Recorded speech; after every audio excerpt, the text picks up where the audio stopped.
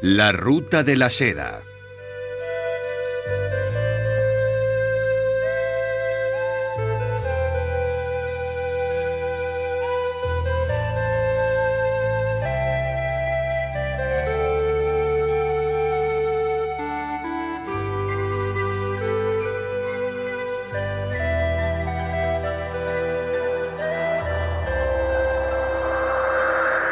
Un frente cálido llamado Turfán.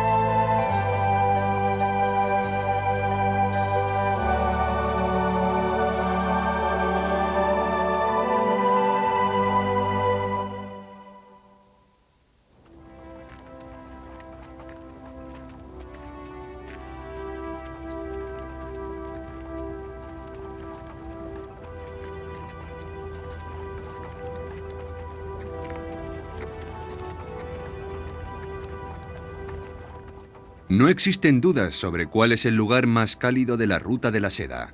Ese lugar es Turfán. A mediados de agosto, en pleno verano, la expedición conjunta chino-japonesa llega al lugar que llevó el nombre de Tierra del Fuego.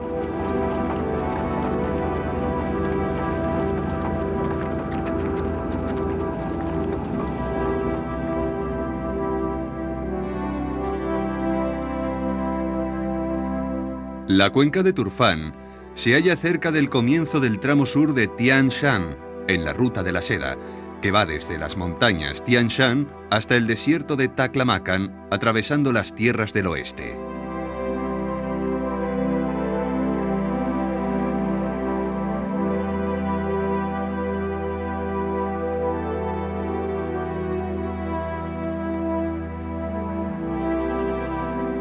El aire caliente reina en la cuenca, que se extiende hasta el este de las montañas Tian Shan. La temperatura media en verano es de 40 grados.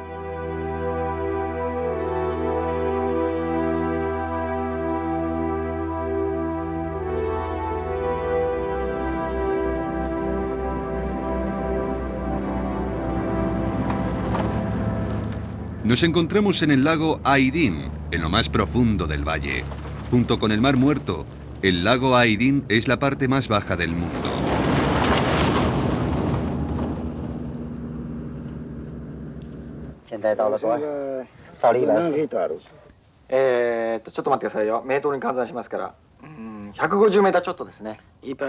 Nuestro altímetro marca 154 metros bajo el nivel del mar.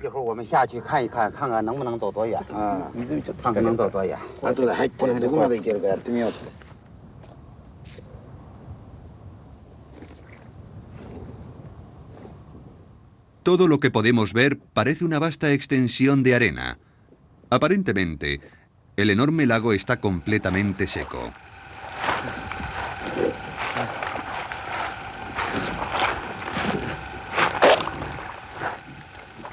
Pero cuando nos atamos cuerdas a la cintura y caminamos sobre la arena, bajo nuestros pies aflora una fangosa agua caliente. Después de todo, se trata de un lago.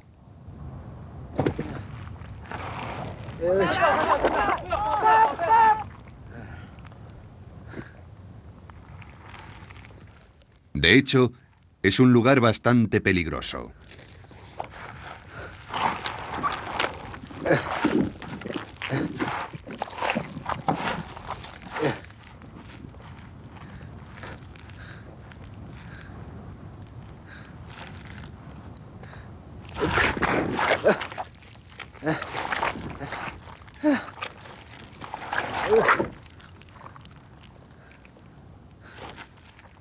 Pero por mucho que llegue a cubrir el barro, no llegamos a sentir ninguna humedad.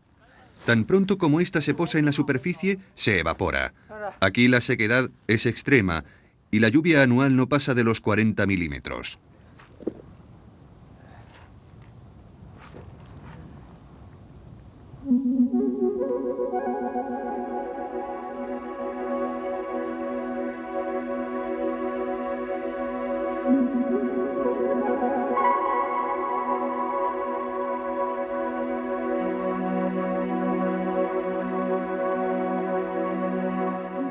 Turfán era una etapa importante entre dos tramos de la Ruta de la Seda, los que atraviesan de sur a norte el macizo de Tian Shan. Todavía es hoy importante por la misma razón.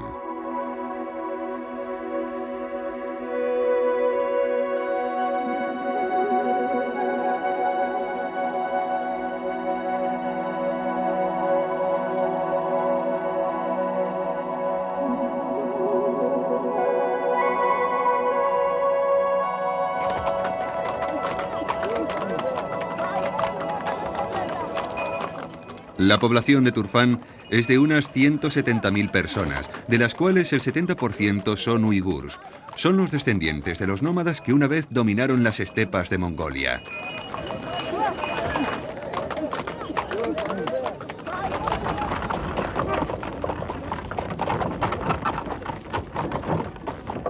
Entre los siglos IX y X, los uigurs llegaron a los oasis de las tierras del oeste y se asentaron como granjeros. La mayoría de los habitantes de Turfán son musulmanes.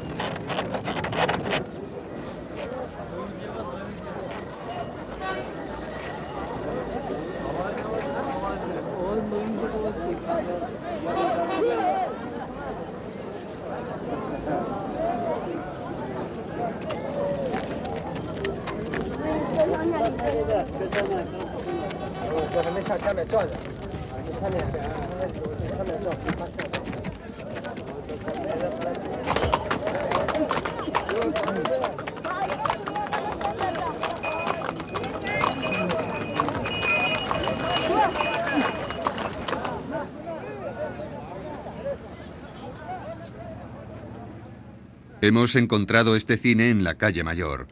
Los juegos y las películas son las únicas formas de entretenimiento disponibles en Turfán. Cuando entramos, vemos que no hay techo. Aquí llueve tan poco que no es necesario.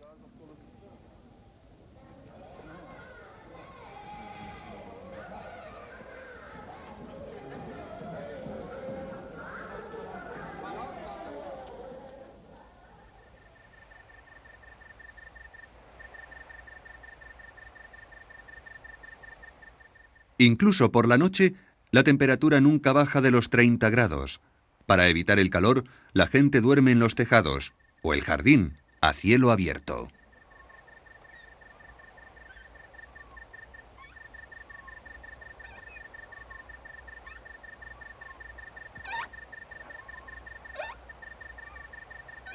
Viven al aire libre de la misma manera que lo hacían sus antepasados nómadas.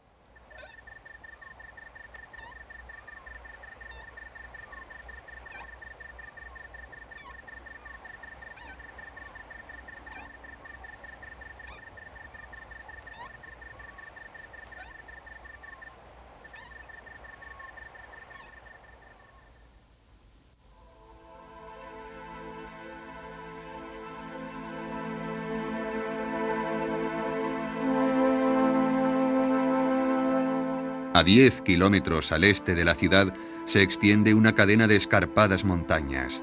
Los viajeros solían evitarlas y a causa del brillante calor que parece surgir de sus faldas, por esa razón se les llamó las montañas de fuego.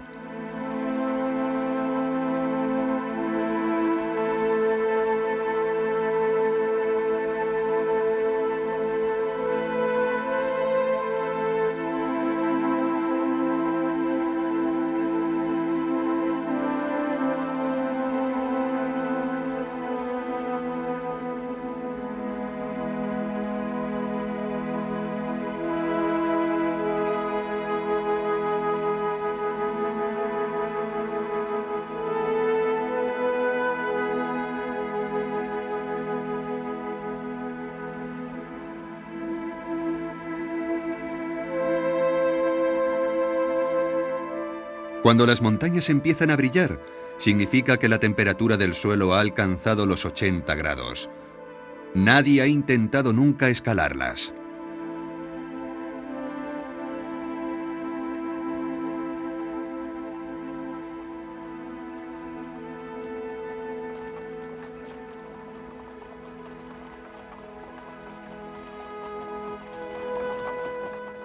Durante la dinastía Tang, en el siglo VII, un joven sacerdote chino llamado Xuanzang emprendió el camino a la India desde la llanura que se extiende bajo estas montañas. En aquel tiempo, viajar fuera de China estaba prohibido para los chinos, así que Xuanzang viajó muy despacio desde Chang'an, la capital, y 6 meses más tarde estaba aquí.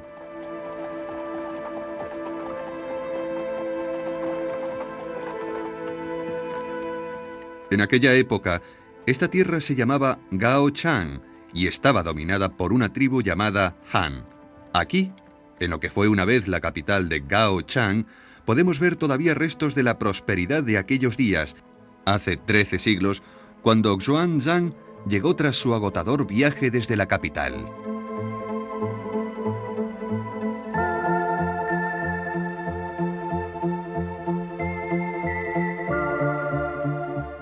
La ciudad está rodeada por una muralla que tenía 1,5 kilómetros de diámetro y 12 metros de alto.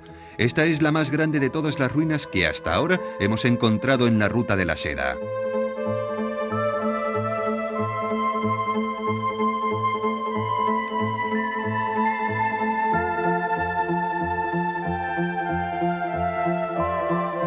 Antes del nacimiento de Cristo, el oasis de Turfán era utilizado por los primeros emperadores chinos como base para la invasión de las tierras del oeste.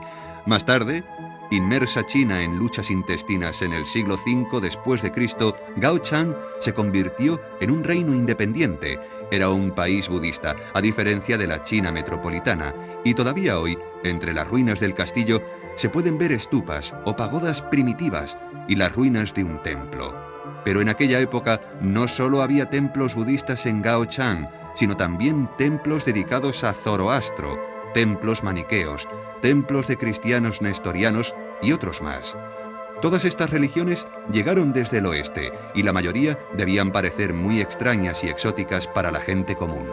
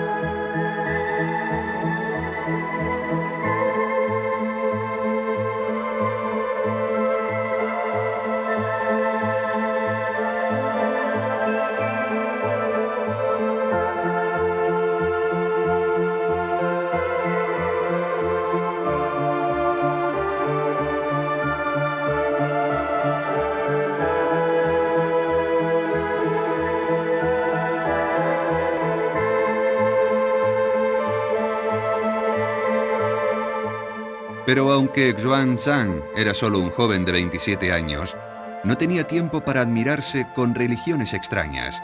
Su tarea era traer sutras budistas desde la India, y alguna vez debió parecerle imposible llegar tan lejos para después volver a su hogar.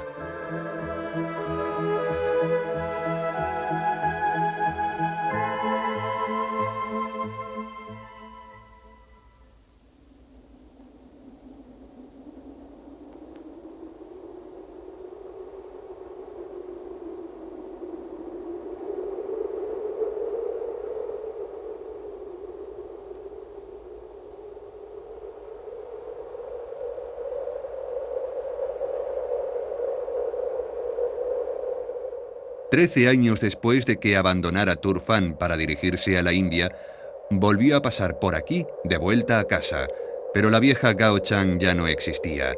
El gran ejército chino la había invadido ante los temores del emperador Tang de que ese lejano país intentara controlar y aprovecharse del tráfico de la Ruta de la Seda.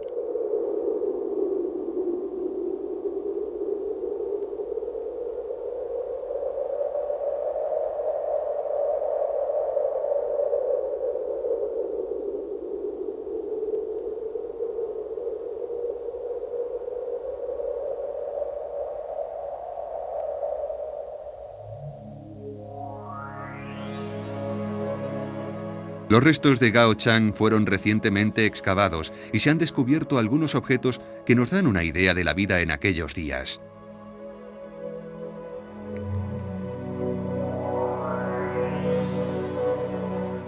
Esta figura de funcionario tiene un aspecto verdaderamente terrible.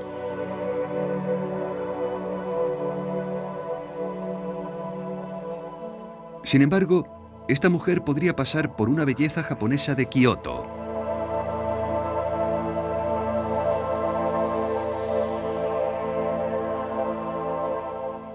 Los mercaderes de las tierras del oeste con prominentes narices debían ser comunes en esta ciudad.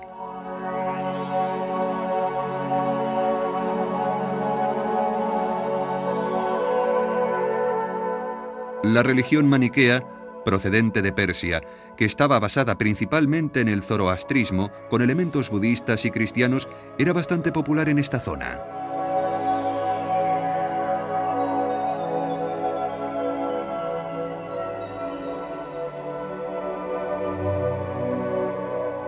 También hubo misioneros cristianos nestorianos que escapaban de la persecución en Occidente. Su aspecto se parecía al de los turcos, pero sus ropas eran más locales.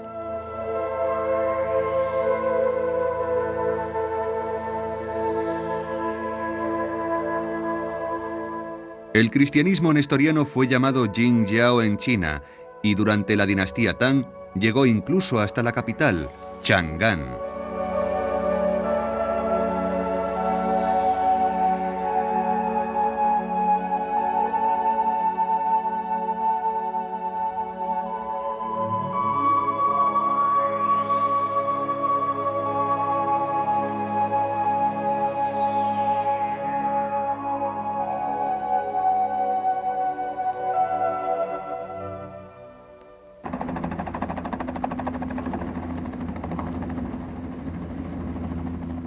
La parte oeste de la cuenca de Turfan estaba protegida por el castillo de Jiao-he.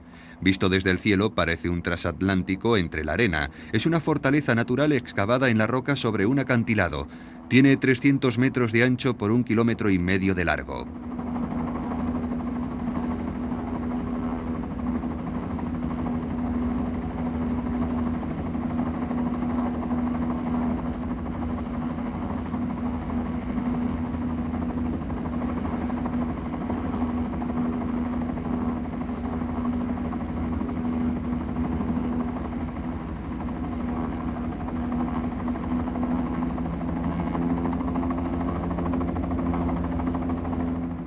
Cuando los chinos destruyeron Gao Chang, fundaron ciudadelas para proteger sus fronteras, desde las que administraban las tierras del oeste. En la China Tang, un castillo era más bien una ciudad amurallada. Este disponía de un tribunal y un templo en su parte norte. Los edificios de gobierno se encontraban en el centro y la gente corriente vivía en la parte sur.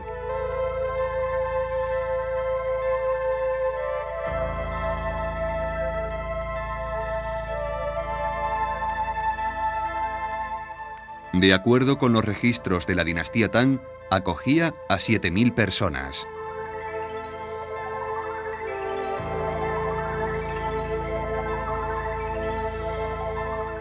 Las ruinas de los muchos edificios que fueron construyéndose sucesivamente se identifican hoy fácilmente por el color diferente de los estratos. El castillo fue construido vaciando la roca. Se excavó sobre la montaña de la misma manera en que se esculpían las imágenes budistas en las paredes de las cuevas.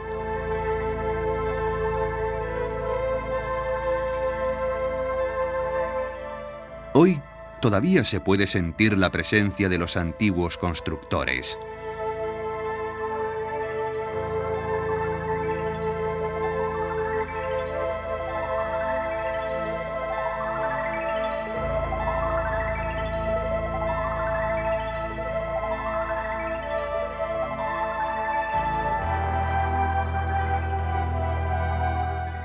Este era el sector sur de la ciudad, donde vivía la mayoría de la gente.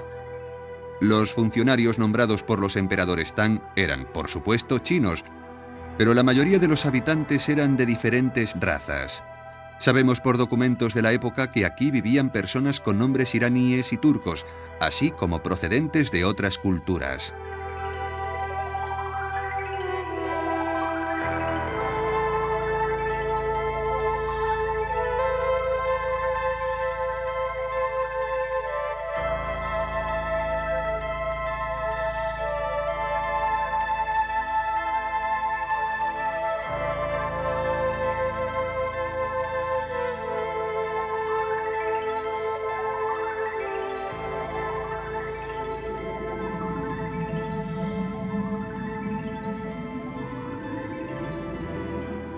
La gente que habitó aquí hace más de 1000 años parece todavía viva.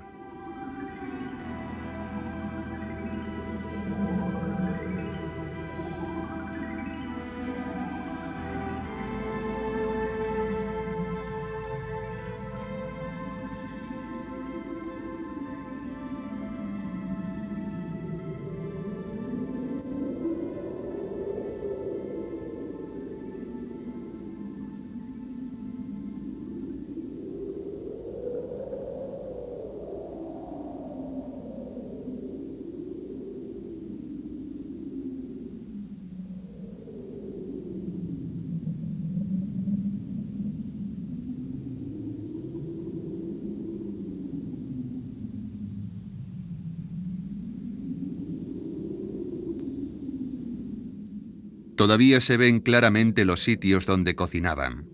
También pueden distinguirse los pozos. Es difícil creer que tienen 1000 años. Si se escucha con atención, todavía se pueden oír las voces de las mujeres que venían aquí a coger agua.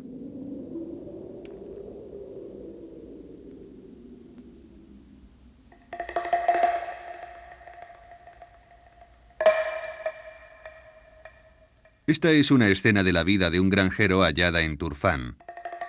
La mayoría de los terratenientes eran chinos, y los aparceros eran chinos más pobres o gente perteneciente a diferentes tribus.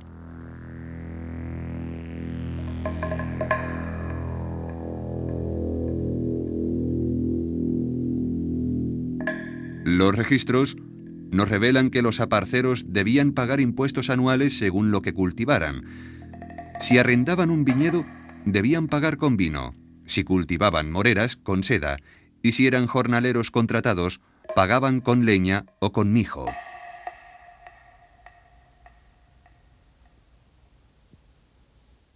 Este contrato está redactado con hermosos caracteres chinos. Probablemente fue escrito por algún funcionario a petición de algún arrendatario y dice: «Cultivaré arroz y cebada en la tierra que he recibido. Pagaré el impuesto tras la cosecha en otoño, y si no puedo pagar, ofreceré a mi esposa e hijos como compensación». En aquella época, incluso un niño de 10 años podía ser utilizado para trabajar.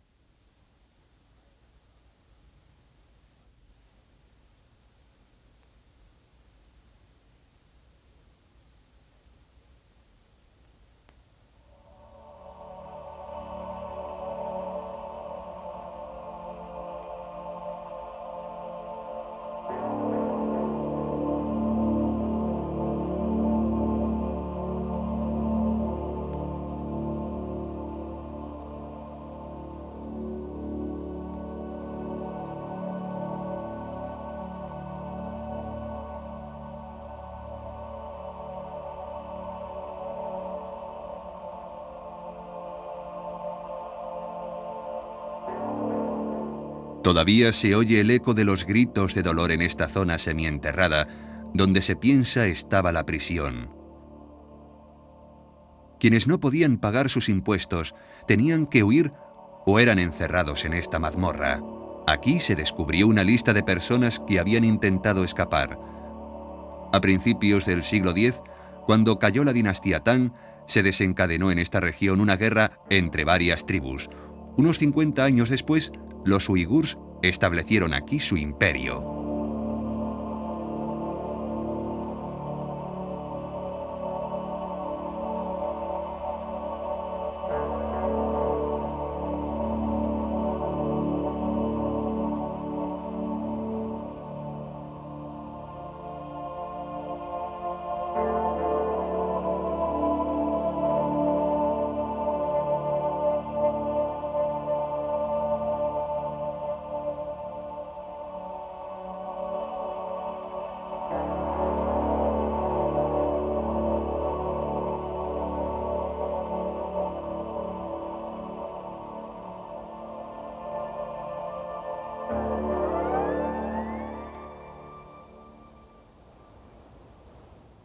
El 24 de agosto, la nieve cae por primera vez sobre las montañas Tian Shan. El tiempo pasa y la gente cambia, pero el agua del deshielo de Tian Shan sigue siendo esencial para la supervivencia de los pobladores del oasis. Este canal tardó 15 años en ser construido.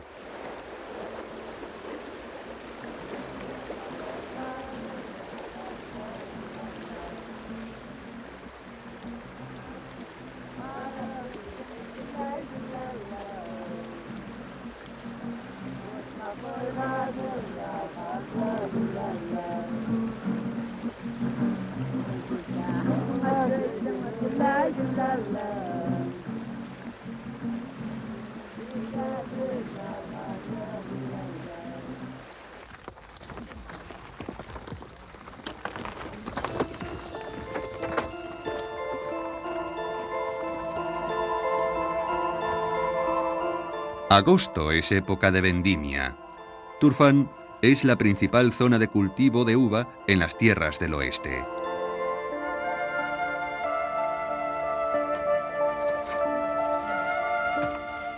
Se pueden ver mujeres de muy distintas razas recolectando la uva.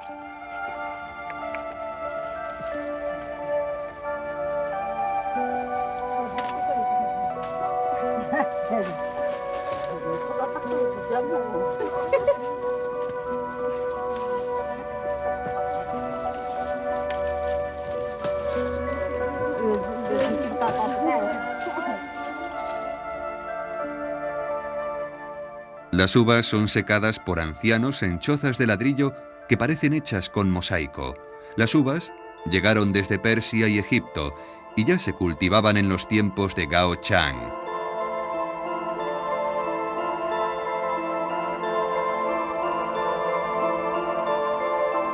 Incluso durante la dinastía Tang, el vino y las uvas de Turfán adornaban las mesas de Chang'an, la capital china.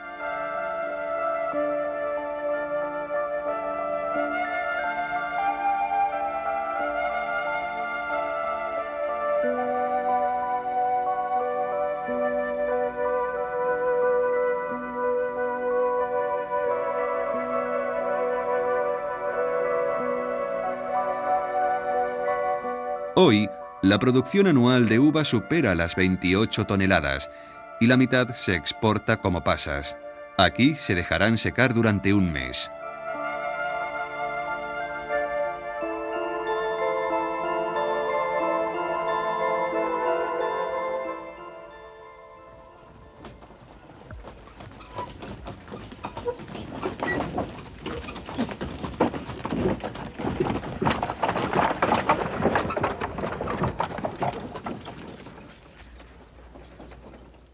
No es raro ver a la gente construir una nueva casa en una de las callejuelas.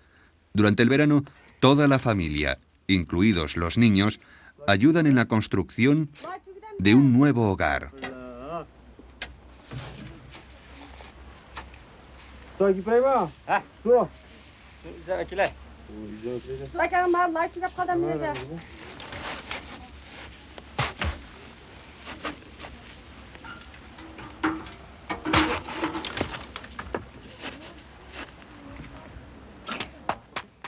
Todas las casas de Turfán tienen un semisótano, donde la temperatura es varios grados más baja que en el exterior.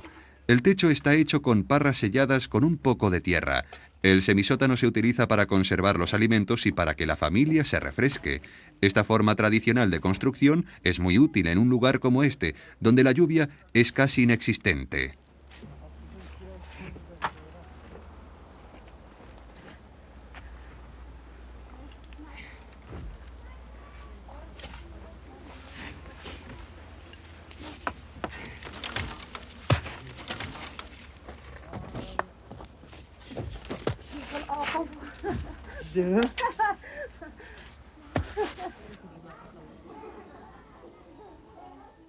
A las 2 de la tarde, todo el mundo duerme la siesta y el oasis guarda silencio durante un rato.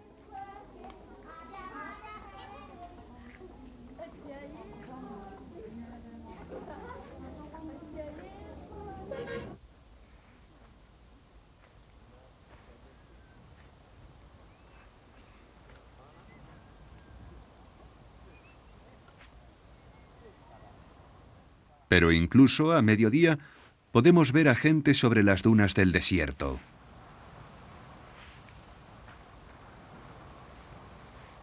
Bajo tiendas diminutas, los ancianos se sientan con los pies abrasados por el sol.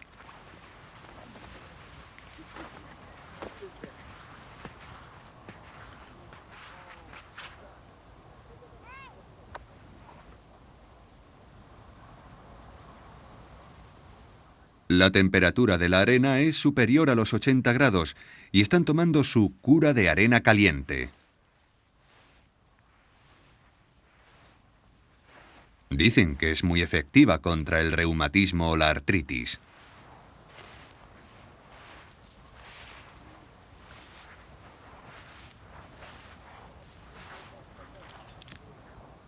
Los uigurs consideran a la arena como una amiga, y estos ancianos se sentarán con sus pies enterrados hasta el crepúsculo.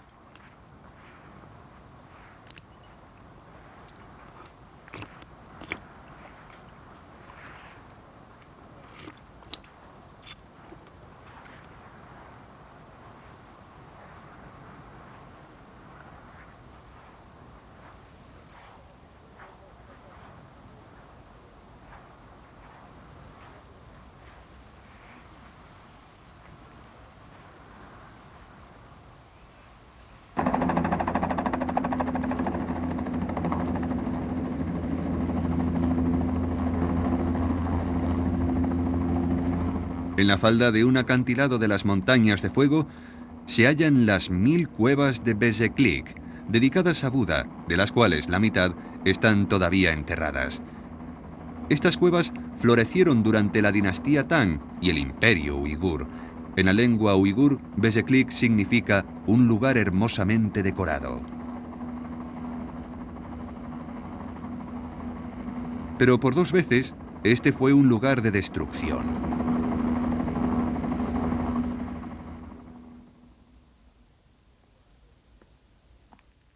La primera destrucción la realizaron los musulmanes cuando invadieron las tierras del oeste a principios del siglo XI, y la segunda la realizaron los exploradores extranjeros llegados de muchos países a principios del siglo XX. En ambas ocasiones, las 1000 cuevas de Buda fueron expoliadas.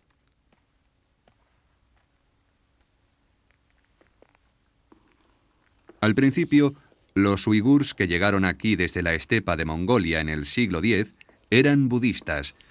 En Bezeklik encontramos representaciones en donde los vemos adorando imágenes budistas, pero tras la invasión musulmana se convirtieron al Islam. La religión islámica rechaza por completo las imágenes. Además, se extendió una superstición por la cual una persona quedaba maldita si era mirada por una imagen pagana. Creían que para romper la maldición debían destruir los ojos de la imagen. Muchas de las imágenes budistas fueron desfiguradas.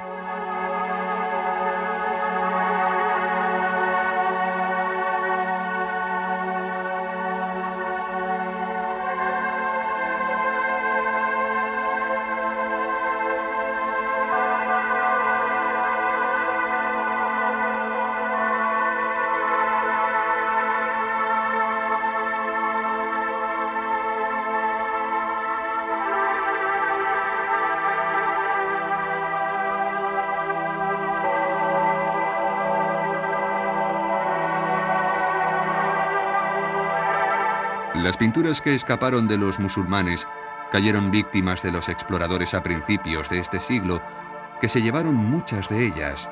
Las marcas que dejaron en las paredes se asemejan a las de la piel desgarrada.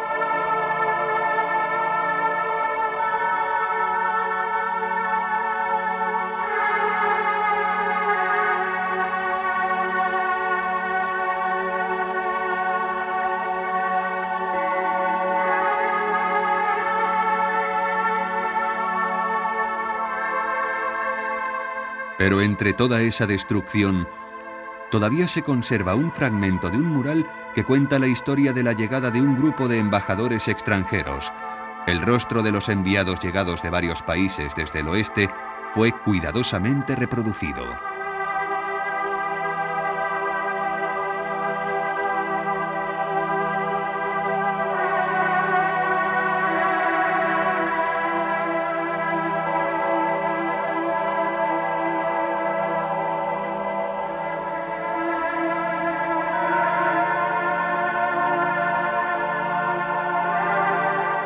Este hombre de grandes ojos viene de Burma.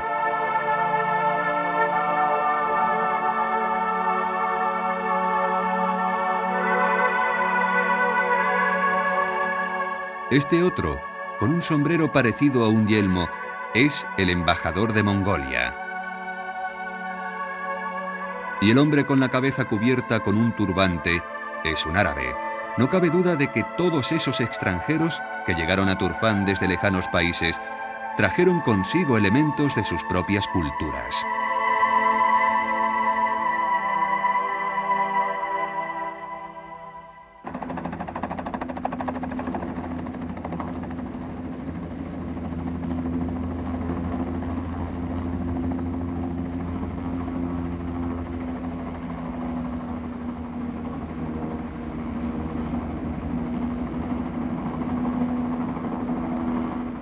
Repartidos por el desierto, podemos observar una serie de pozos.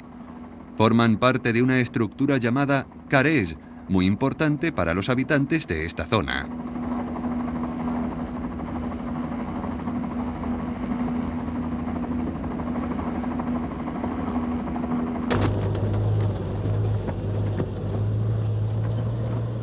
El carés es una red de agua subterránea que se creó conectando una serie de pozos mediante túneles que llegan hasta el pie de las montañas Tian Shan.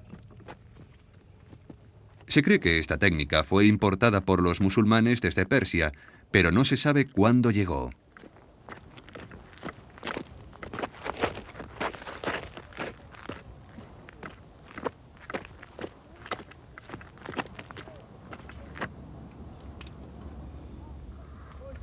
Este grupo de gente está trabajando en un carés en medio del desierto. Son obreros responsables de mantenerlo limpio de arena que podría llegar a bloquear los canales. Con ayuda de bueyes que tiran de una cuerda a través de una polea, los trabajadores van sacando a la superficie la arena y la grava. Para bajar de nuevo la cesta, se hace caminar el buey hacia atrás.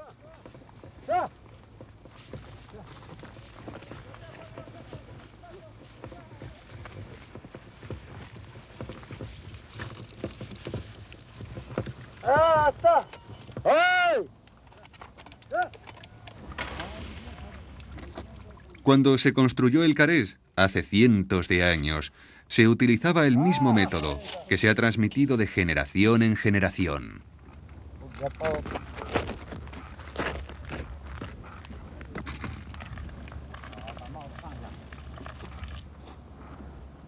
Queremos comprobar por nosotros mismos cómo fluye el agua bajo el árido desierto, así que decidimos echar un vistazo.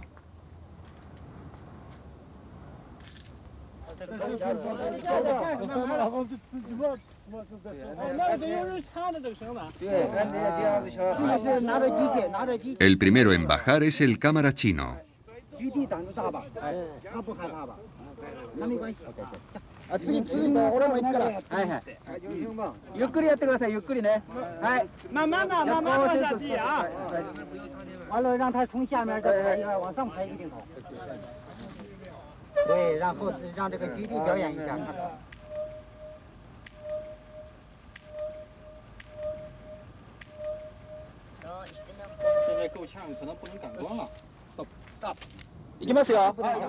Después le llega el turno al japonés.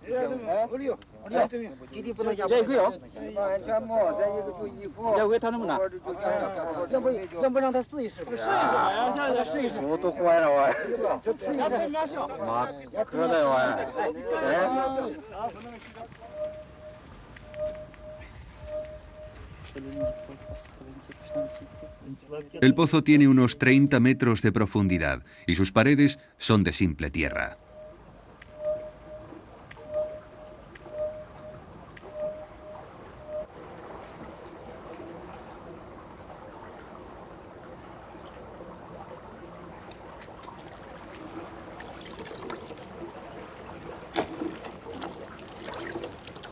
Este carés tiene unos 300 pozos y este tipo de trabajo se realiza todos los días en alguno de ellos.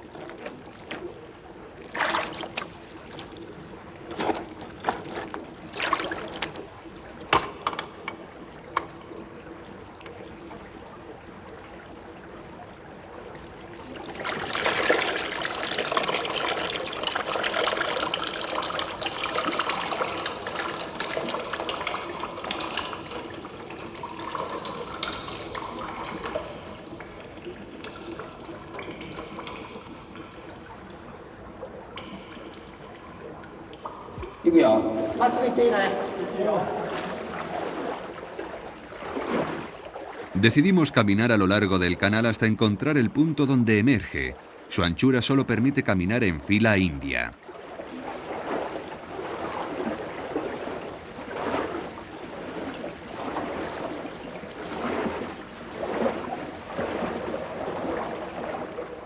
Dentro del Carés, la temperatura es de 20 grados, pero el agua que fluye bajo nuestros pies es tan fría que duele.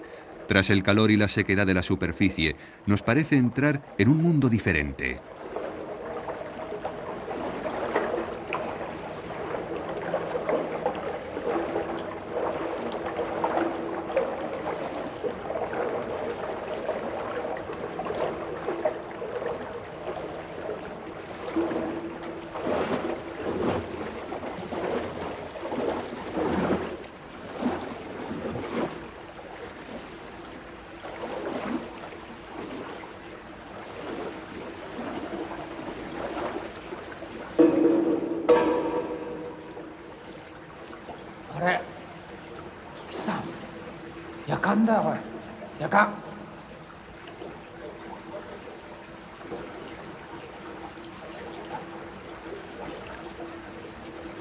Debió de ser maravilloso para la gente que viajaba por el desierto llegar a un lugar donde se podía encontrar agua helada.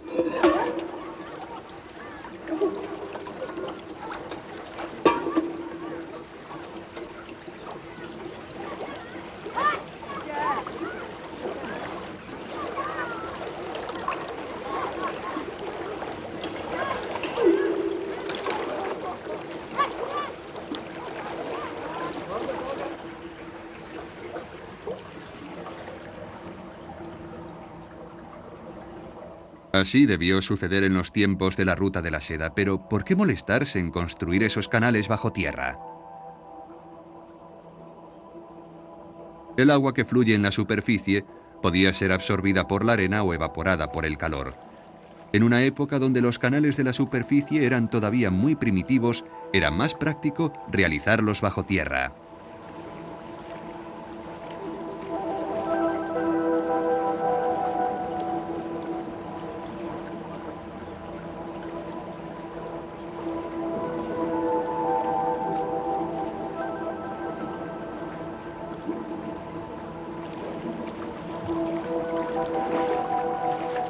Si un hombre tenía dinero suficiente, construía su propio carés y cobraba a la gente que lo utilizaba.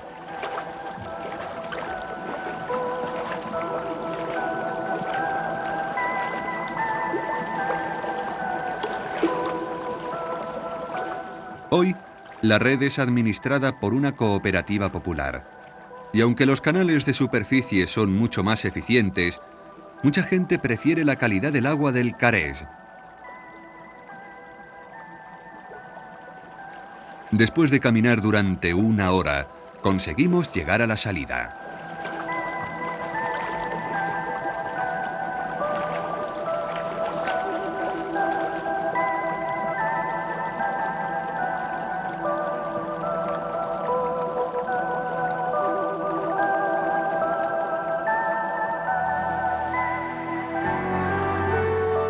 El agua de este carés refresca un camino arbolado hacia el oasis.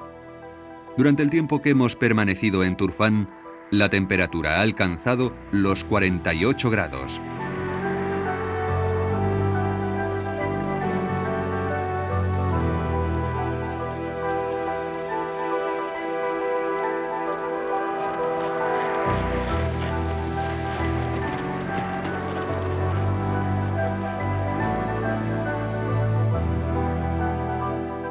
Incluso en septiembre, el calor parece no disminuir. Antiguamente la gente debía esperar al crepúsculo para comenzar un viaje.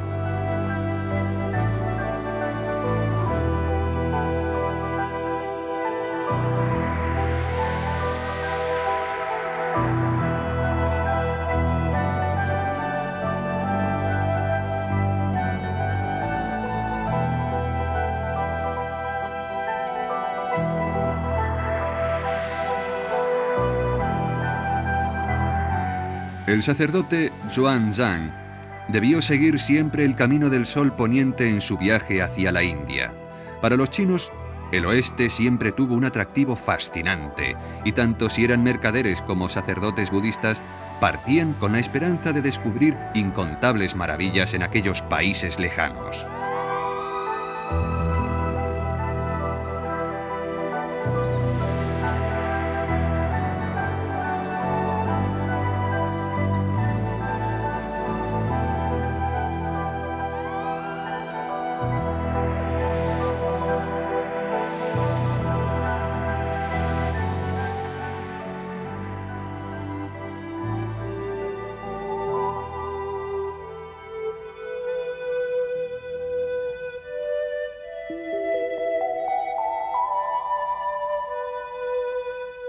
Ahora, nosotros también seguimos la ruta del sol poniente por el camino de Tian Shan.